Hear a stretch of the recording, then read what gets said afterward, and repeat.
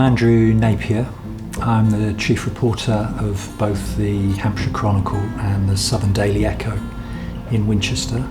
The Hampshire Chronicle started in 1772. It was based then in Southampton, but within about 10 years it came up to Winchester, and for more than 200 years it was based in the High Street, in the building that is now ZZ's. We feel part of Winchester. I mean, I don't know how many older businesses there are in the city. As I said, we've come out every week since 1772. We're sitting in a building that has been a newspaper office for nearly getting on for 70 years, right in the heart of the city. Well, it's sad that we're no longer based in the building that we were in for 200 years. People take a paper like the Chronicle for granted. It's there, and they either choose to buy it or they don't choose to buy it. But I think they'd be interested to know that we've never missed an edition. We've never failed to come out. Blizzards, wars, strikes, COVID-19, we're there. My name's Douglas Barnes. I'm one of the founders of the shop. We started in 1991. The thing about the shop is we are different from most retail outlets. Most towns used to have a bookshop like this in, but now that's very rare. And a lot of people come in and they find it an interesting experience. Some don't quite understand how it works. You can see that. Others come in and think we're a museum. You can see that. And others just find it an amazing new experience for them. My name is Daryl Dipper. I'm currently at Carter Marsh Antique Clocks and Watches in Winchester. The business opened in 1947, and I was fortunate enough to join the company in 1980. As a school leaver in Winchester, it was a job that I always wanted to do, and found myself answering an advert, and 40 years later, here I am, still here. The shop originally opened in 1947 and was opened by a man called Geoffrey Bell. Geoffrey Bell, leaving the army in the late 1940s, didn't really know what to do with himself. He was an engineer in the army, and he took with him some colleagues that he had been in the army with, decided that clocks would be a good, interesting thing to get into because he was a mechanic and an engineer. He opened the shop in Winchester in 1947, started selling and repairing clocks. His first apprentice was a man called Gerald Marsh, who joined the company in 1950. Gerald was then 15 years of age. And in 1971, when Geoffrey Bell retired, Gerald Marsh took the company over and ran it from 1971 until 2014. Winchester's unusual though because it was the capital of England for hundreds of years before Alfred's descendants kind of moved up to London. But it's quite a small place, but with loads of history and with lots of important things in it, like the county council and like the law courts. I mean, the reason there are law courts in Winchester are because basically the Anglo-Saxons had it as their capital 1300 years ago. So history's never passed in Winchester. Winchester is history, and history is Winchester. There's been lots and lots of stories. The Twyford Down M3 going through the hill, and the environmental battle for about 18 months. That was memorable. We had a colourful MP called John Brown, who anyone under 40 won't remember, but he kept us in stories. The story that in a way wasn't related to Winchester, although the trial was at Winchester, was the Rosemary West trial. I don't know if you're too young to remember, but she was a serial killer with her husband, Fred West. They killed about 25 people in Gloucester, and the trial was held at Winchester. And I don't think I'm exaggerating to say there was probably 400 journalists covering it from everywhere. One of the things about Winchester, and I've written about it, it's full of little tribes. You've got the art school students, you've got all the lawyers from the Crown Court. They've gone now, but back in the 80s and 90s there was literally a tribe of punks who were called the Buttercross punks because they used to hang out at the Buttercross. You've got the Cathedral community. You've got Winchester College, you know, this huge private school, literally 100 yards from the centre of the city. And when you know the city, you see all these tribes, and we all get along. Many of the skills are the same, you know, whether you're writing for a newspaper or digital. There are certain skills that are becoming redundant.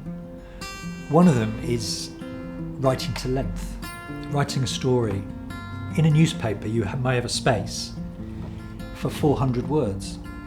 So it's no good you turning up with 200 words or writing 600 words. It doesn't matter digitally because it can just go on. But in a newspaper, you have to have that skill to compress and to distill stuff down.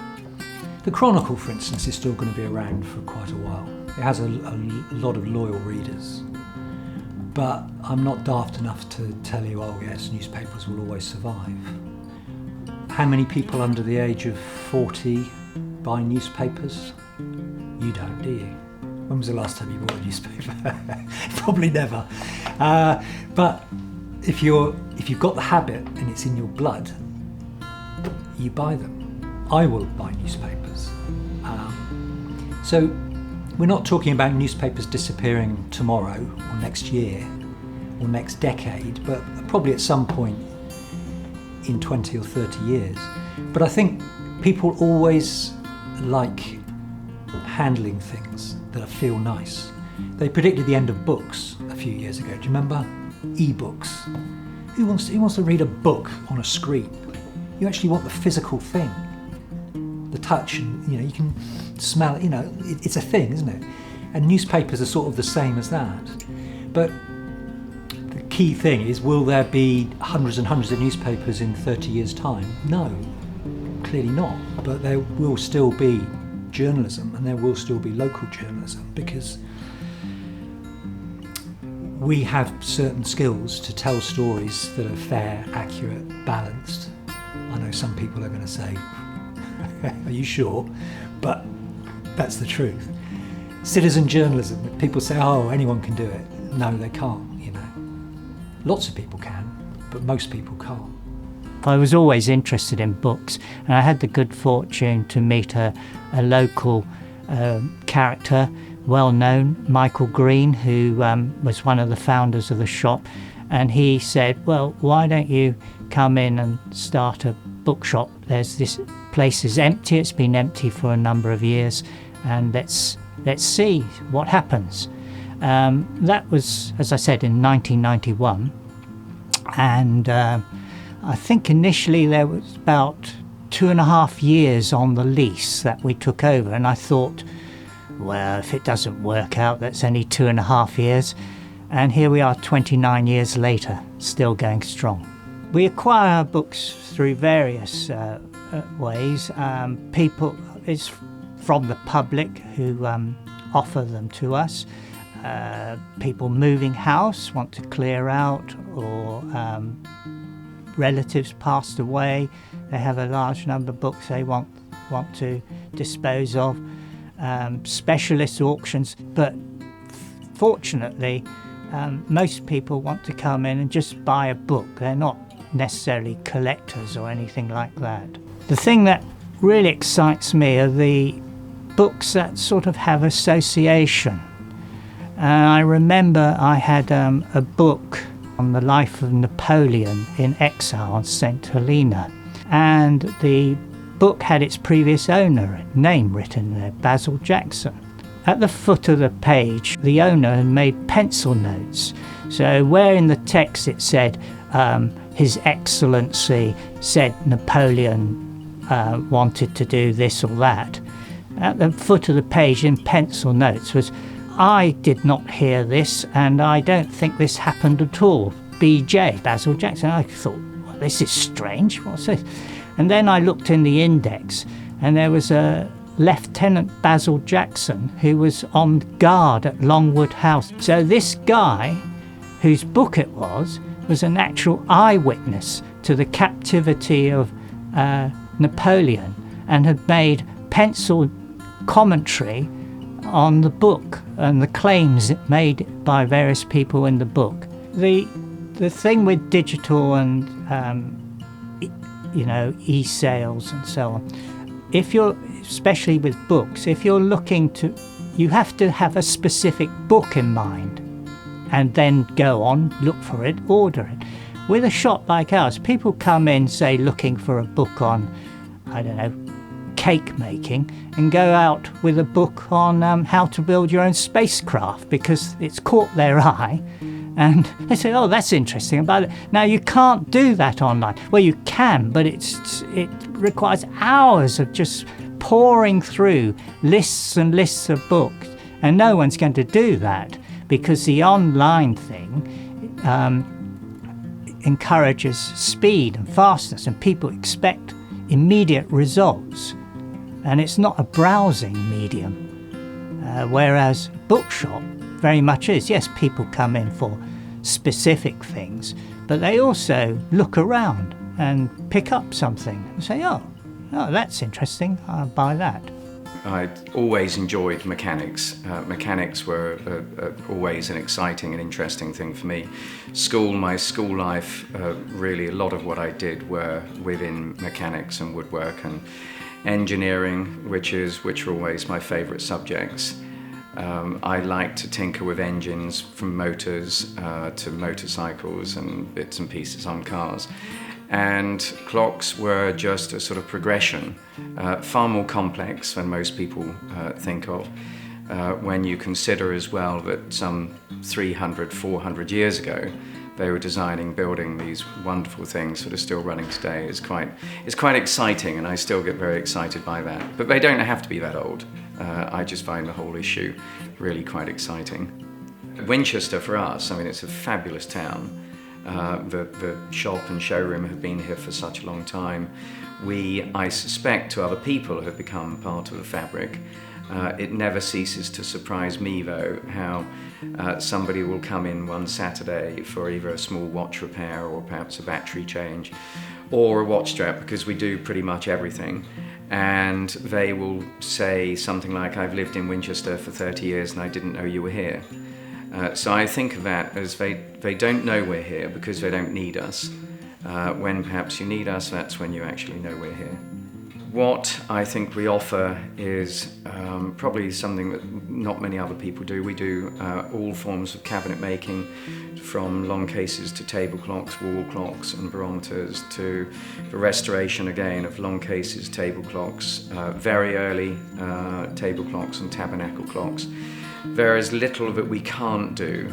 We have some highly skilled people who can do anything from restoring dials to remaking parts for mechanical clocks, which actually includes watches. We've got some very clever people who work for us who repair watches, and there is little that we found over the years that they can't do.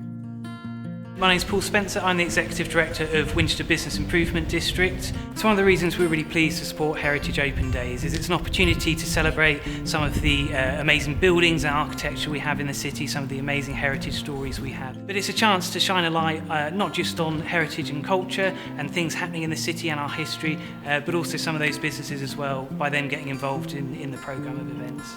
I think some of the interesting parts of Winchester are for instance, when you walk up the high street and look up, and you see in the architecture the clues to the past, like old names of some of the shops used to be a pub and things like that.